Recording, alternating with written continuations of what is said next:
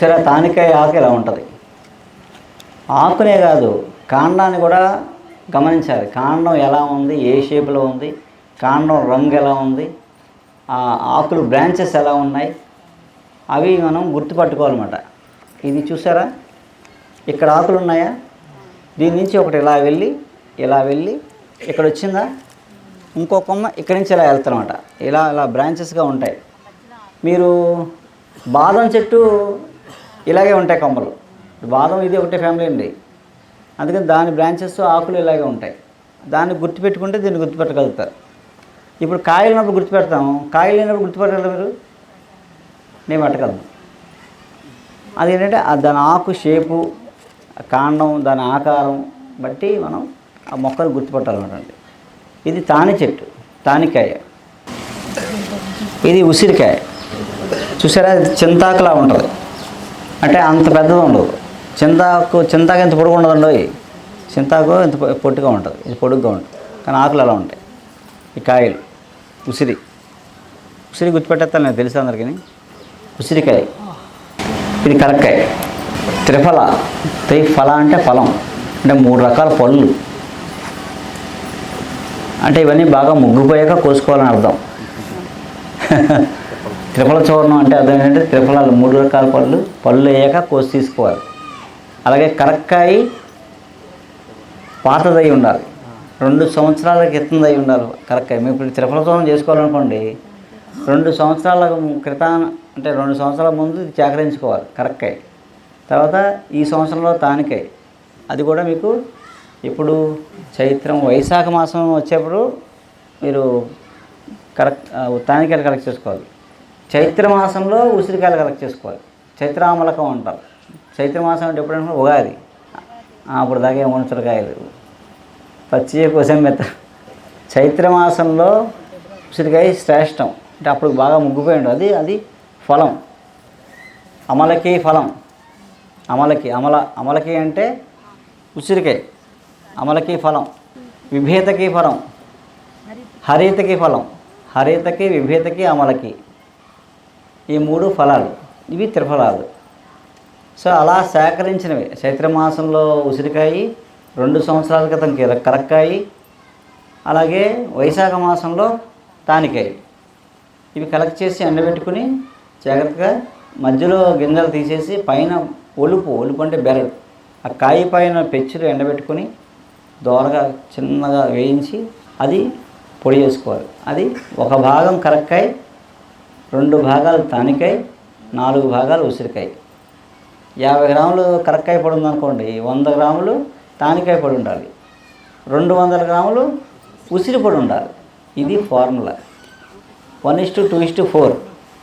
మామూలుగా అన్ని 3 సమభాగాలు కలిపి వాడతారు, అది కూడా వాడుకోవచ్చు, అది వేరే. కానీ మామూలుగా మనం డైలీ త్రిఫల చూర్ణం వాడాలనుకుంటే యథార్థమైన త్రిఫల చూర్ణం ఇది. ఇప్పుడు చెప్పండి, బయట దొరికే మీకు అలా దొరుకుతాయా? దొరకవు. అమెజాన్లో ఇలా వస్తాయా? రావు. ఇదేం ఆవకాయ పచ్చడి కాదు అమెజాన్లో తెప్పించుకోవడానికి. ఏమండి, కార్తీక మాసంలో ఉసిరి చెట్టు కదా భోజనం మంచిది, ఉసిరికాయ మంచిది కాదు. మనం తింగరోళ్ళం, వాళ్ళు చెప్పింది మనం అర్థం చేసుకోక కార్తీక మాసంలో వనభోజనం, ఉసిరి చెట్టుగా వనభోజనం చేయమన్నారు. అవునండి, కానీ కార్తీక మాసం వనభోజనం ఏం ఉసిరికాయలు తినేస్తాం. కార్తీక మాసంలో ఉసిరికాయలు ఏముండదు, ఇంకా మొదలవు అంటే అలా మంచిదని చెప్పేసి ఎవడో చెప్తాడు అమ్ముకున్నాడు. త్వరగా అంటే అసలు చిన్న మాట మీద ఒక 6 నిమిషం చెమ్మ లేకుండా, లేకపోతే మళ్ళీ కూడా అవ్వదు నీకు. అలా ఎప్పుడంటే మనం డీప్ ఫ్రై కాదు. అలా ఏంటంటే ఉసిరి చెట్టు కింద వనభోజనం కార్తీక మాసంలో, అంటే శివుడికి విష్ణువుకి ప్రతిరూపం ఉసిరి. మన చైత్ర మాసంలో వరకు ఉంచాలి చెట్టు మీద కాయలు, రాలిపోయి కొన్ని ఉంటాయి, అవి ఒరిజినల్. అంటే వాటిలో పుష్కలంగా విటమిన్ సి ఉంటుంది, అది బాగా పనిచేస్తుంది. అప్పుడు మనకు ముసలితనం రాకుండా చేస్తుంది. నమస్కారం. రాష్ట్ర మరియు దేశ ప్రజలందరికీ కూడా నా యొక్క హార్దిక శుభాకాంక్షలు అండి.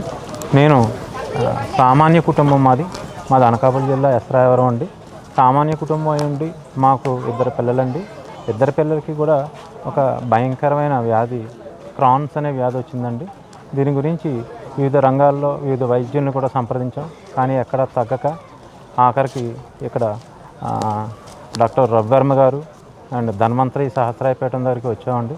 వచ్చిన తర్వాత మేము వైద్యం తీసుకున్న తర్వాత మా పిల్లలిద్దరికీ కూడా వ్యాధి అనేది తగ్గుముఖం పట్టిందండి. అయితే మొదట్లో మేము వచ్చినప్పుడు మేమేమనుకున్నామంటే మొదటగా మేము వచ్చింది వైద్యుడి దగ్గరికి, మా వైద్యం తగ్గించడం ద్వారా మా పిల్లలు బాగుపడతారు అంటున్నాం. కానీ తర్వాత తెలిసిందండి ఇక్కడ వైద్యశాల కాదని, ఇది ఒక గొప్ప సంఘ సంస్కర్త లేదా దేశ సామాజిక మానసిక పరివర్తనలో భాగంగా ఒక గొప్ప కార్యక్రమం చేపట్టిన ఒక గొప్ప వ్యక్తి అండి. మీరు ఆలకించే ఉంటారు, వైద్యో నారాయణ హరి అనగా వైద్యుడికి నారాయణుడు అంటే సాక్షాత్తు శ్రీమన్ మహావిష్ణువే వైద్యుడు చేయడం ద్వారా వాళ్ళ భక్తులు వైద్యం చేయించుకోవడం ద్వారా వాళ్ళ భక్తుడికి దేవుడిగా కొలవబడుతుందన్న వాస్తవం ఎంత ఉందో ఇక్కడ కూడా అంతే అండి. డాక్టర్ రవివర్మ గారు మనకి నారాయణుడు అండి. నారాయణ రూపంలో మనకు వైద్యం లభిస్తుంది. తద్వారా అనేక రోగాలు అనేవి ఇక్కడ పరిష్కరించబడుతున్నాయి. అంతేకాకుండా మనకి స్వామి వివేకానంద గారు కూడా ఒక గొప్ప వాక్యం చెప్పారు, గో బ్యాక్ టు వేదాలకు తల్లపండి. అలాగే ఇక్కడ రవివర్మ గారు కూడా ఒక వాక్యం చెప్పారండి, go back to traditions and go back to customs. సాంప్రదాయాలు మరియు ఆచారాలకు వెళ్ళి మన వైద్య విధానం, మన ఆహారం అండ్ మన తాలూకు జీవనశైలి మార్చుకోవడం ద్వారా అండ్ ఈ భయంకరమైన వ్యాధుల నుంచి దూరంగా ఉండడానికి ఒక నడుం బిగించారండి. దాంట్లో భాగంగా వివిధ రకాలైన మొక్కలు, వనమేలుకలు, తద్వారా మన సామాజిక మార్పు చేయడానికి ఒక సంఘ సంస్కర్త ఆవిర్భవించారని నేనైతే నమ్ముతాను. కొంతమంది పుడతారు, కొంతమంది క్రియేట్ చేయబడతారు. అలాంటి క్రియేట్ చేయడంలో ఒక గొప్ప వ్యక్తి డాక్టర్ రవివర్మ గారు అండి. మరి ఇక్కడ ఉన్న ఆశ్రమం ఇవన్నీ చూసిన తర్వాత మేమైతే వైద్యానికి వచ్చామనుకున్నాం, కానీ మేము డైరెక్ట్గా ఒక శ్రీమన్ మహావిష్ణువే కలిసినంత సంతోషంగా ఉందండి. మా పిల్లల్ని ఎక్కడో వెళ్ళిపోతారన్న మా పిల్లల్ని తిరిగి తీసుకొచ్చి ప్రాణాలతో మా చేతుల్లో పెట్టారండి. ఎంతకన్నా గొప్ప భాగ్యం ఒక సామాన్యుడికి ఎక్కడ ఉండదండి. దయచేసి రాష్ట్ర దేశ ప్రజలందరికీ విజ్ఞప్తి ఏంటంటే ఆయుర్వేదం అంటే అపోహలు ఉన్నాయేమో, కానీ ఆయుర్వేదం అంటే మన ప్రాణం, మన దేశ సాంప్రదాయం, సంస్కృతి. దీని నుంచి మనం దూరంగా వెళ్ళిపోయి ఇంగ్లీష్ వైద్యం చేసుకొని మన దేహాలను మనమే పాడు చేసుకుంటున్నాం. అది కాకుండా ప్రజల్లో మార్పు తీసుకురావాలి. ప్రజల్లో మార్పు వచ్చి మీరందరూ మారుతారని చెప్పేసి నేను కోరుకుంటున్నాను.